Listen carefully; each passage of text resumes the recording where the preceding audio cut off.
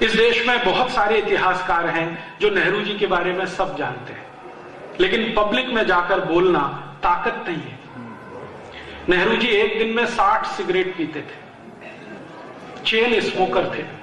एक सिगरेट छूटे तो दूसरी चालू, दूसरी छूटे तो तीसरी चालू। जिन्ना एक दिन में 72 सिगरेट पीता था। दोनों एक ही ब्रांड की शराब पीते थे। पेरिस में, फ्रांस में एक शराब बनती है जिसका नाम है कॉइएक। उस जमाने में उसकी एक बोतल 16,000 रुपए की आती थी, और उस जमाने का 1 रुपया आज के 300 रुपए के बराबर है। तो दोनों की शराबें पेरिस से आती थी। कपड़े धुलने के लिए पेरिस जाया करते थे। सिगरेट पीना, शराब पीना और मांस का खाना खाना। जिन्ना सुअर का मांस खा लेता था, नेहरू जी गाय का भी मांस खा लेते थे। इसका पता कैसे चला? जैसे ही देश के बंटवारे हुए, तो बंटवारे के तुरंत बाद कांग्रेस के कुछ नेताओं ने नेहरू जी के सामने एक प्रस्ताव लाया कि नेहरू जी, आपने लाहौर में एक भाषण दिया था और बोला था कि मैं कभी भारत का प्रधानमंत्री बन गया या मेरे हाथ में देश की बागडोर आई तो गाय की हत्या बंद करने वाला कानून 1 मिनट में बनाऊंगा। अब देश के आप प्रधानमंत्री बन गए हैं, गो हत्या बंद करने का कानून तो बना दो। तो नेहरू जी का बहुत मुस्कुराते हुए उत्तर था कि वो पहले की बात थी, अभी की थोड़ी है। तो उसने पूछा, क्यों, क्या तकलीफ है आपको? गोरक्षा का कानून बन जाना चाहिए इस देश में, क्या तकलीफ है आपको? तो नेहरू जी ने कहा, मेरे लंच का क्या होगा? और नेहरू जी का सेक्रेटरी, जिसका नाम था जॉन मथाई, वो लिख कर गया है कि नेहरू जी के लंच में बीफ चलता था। बीफ का मतलब होता है गाय का मांस। वो खुद गाय का मांस खाते थे और अपने को कश्मीरी पंडित कहा करते थे। नेहरू जी की इन 2 छोटी सी दुष्चरित्रताओं ने पूरे देश में सत्यानाश कर दिया। क्या सत्यानाश हुआ? अंग्रेजों को पता था कि ये आदमी ऐसा है जिसको हम चाहें तो घुमा सकते हैं। क्यों? जिसको चरित्र में कमजोरी आ जाती है, जो लंगोट से पक्का नहीं होता है, उसको चाहे वो घुमा सकता है। ये दुनिया में सबसे बड़ा उसूल है सार्वजनिक सामाजिक काम करने वालों के लिए।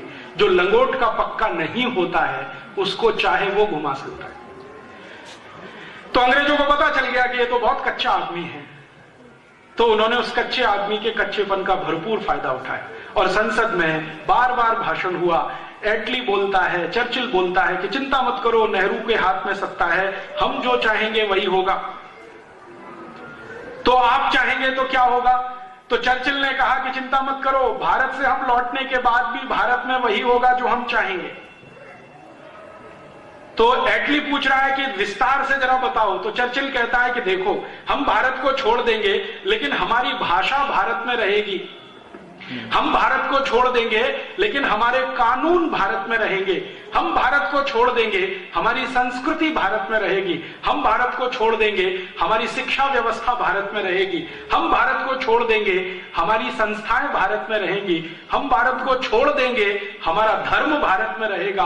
और ऐसा बोलते बोलते कह गया कि बस इतना ही होगा कि अभी हम गोरे अंग्रेज भारत में राज कर रहे थे, कल से काले अंग्रेज करेंगे, चिंता करने की जरूरत नहीं। और आप जानते हैं, आजादी मिलने के बाद नेहरू जी का जो पहला भाषण हुआ भारत की संसद में, वो संसद के अंदर रिकॉर्डेड है, 3.5 घंटे का स्पीच है, जिसमें नेहरू जी कह रहे हैं कि भारत की आजादी के बाद हमें भारत चलाना है तो इन्हीं अंग्रेजों की मदद लेनी पड़ेगी जिन्होंने अब तक भारत चलाया है। इसलिए मैं संसद में ये अनाउंस करता हूं कि अंग्रेजों की बनाई गई प्रशासनिक व्यवस्था जैसी की तैसी ही चलेगी। माने ICS officer, IPS officer, IRS officer, सारे के सारे ऑफिसर्स वैसे ही रहेंगे। अंग्रेजों की बनाई गई पुलिस वैसी की वैसी ही रहेगी। और उसी दिन से तय हो गया कि भारत की आजादी शून्य है, क्योंकि जिस बात के लिए भगत सिंह आजादी चाहते थे वो तो हुआ नहीं। भगत सिंह का सपना क्या था? 28 सितंबर 2007 को भारत की सरकार भगत सिंह के डायरी के बहुत सारे पन्ने पब्लिश करने जा रही है, जो आपको पढ़ने को मिलेंगे, जो अब तक छुपा के रखे गए, जानबूझकर छुपा कर रखे गए। कुछ ऐसे पन्ने हैं भगत सिंह की डायरी के जो देश के सामने आने चाहिए थे 50 साल पहले, लेकिन नहीं लाए गए। क्यों? क्योंकि उन पन्नों में भगत सिंह ने भविष्य का भारत कैसा होना चाहिए उसका खाका लिखा है। भगत सिंह लिखते हैं कि आजादी के बाद भारत में अंग्रेजों के कानून नहीं चलेंगे, अंग्रेजी पुलिस व्यवस्था नहीं चलेगी, अंग्रेजी न्याय व्यवस्था नहीं चलेगी। लेकिन भारत के प्रथम प्रधानमंत्री कह रहे हैं संसद में कि आजादी के बाद हमें अंग्रेजी पुलिस भी चाहिए, कानून भी चाहिए, अधिकारी भी चाहिए। तो अंग्रेजों का बनाया हुआ कानून जिसका नाम है Indian civil services act, Nehru ji ने नहीं बदला। Indian police act, Nehru ji ने नहीं बदला।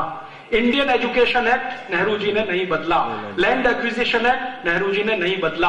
और 34,735 कानून नहीं बदले जो बदलने चाहिए थे पहले ही दिन 15 अगस्त 1947 को। वो सब के सब कानून हमारे ऊपर लदे हुए हैं और आज भी हम उन कानूनों के नीचे गुलाम हैं। अंग्रेजों की पुलिस को इंडियन पुलिस एक्ट के आधार पर यह अधिकार था कि वो जब चाहे किसी हिंदुस्तानी को मारपीट कर सकते हैं, जब चाहे किसी हिंदुस्तानी के घर में घुस सकते हैं, न्यूसेंस खड़ा कर सकते हैं, उसके घर के सामान को तितर बितर कर सकते हैं। ये अधिकार हर पुलिस ऑफिसर को था। आजादी मिलने के 60 साल बाद भी ये अधिकार पुलिस ऑफिसर को है।